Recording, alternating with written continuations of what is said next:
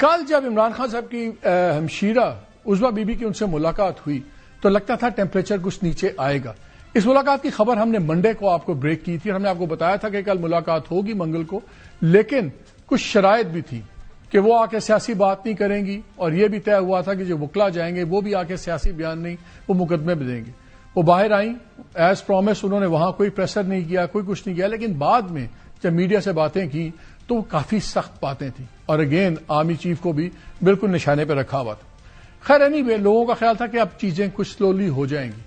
پھر آج جب ٹویٹ آئی عمران خان صاحب کی، وہ بہت ہی سخت ٹویٹ ہے، اور ہمارے پہ کیونکہ پیمرا کے قوانین ہیں ہم اس کو اس طرح تو نہیں آپ کو شیئر کر سکتے تمام باتیں، لیکن دو تین باتیں بڑی امپورٹنٹ ہیں جو خان صاحب کی اس میں شیئر کرنی ضروری ہیں.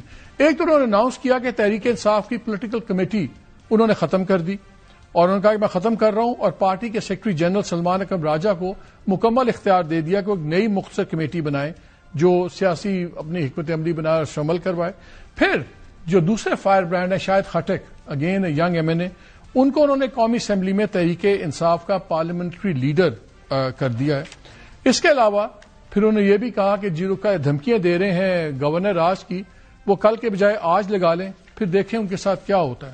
لیکن سب سے امپورٹنٹ بات کہ سب کا خیال تھا کہ شاید کچھ چیزیں نرم پڑ جائیں، لیکن وہ بالکل انہوں نے اتنی سخت باتیں کی ادارے کے بارے میں، آرمی چیف کے بارے میں، کہ لگتا ہے کہ اب بالکل راستے بند ہو گئے.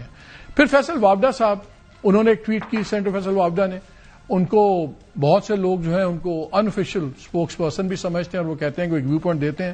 انہوں نے یہ کہا کہ جی ہم آپ کو بتا دوں آج ہی کہ کل چیف منسٹر جب آئیں گے ان کی ملاقات نہیں ہوگی عمران خان صاحب سے، اور اگر یہی وتیرہ رہا تو پھر باقی ملاقاتیں بھی بند ہو جائیں گی، فیملی کی اور وکلا کی بھی، اگر سیادت اس میں انوالو ہوگی.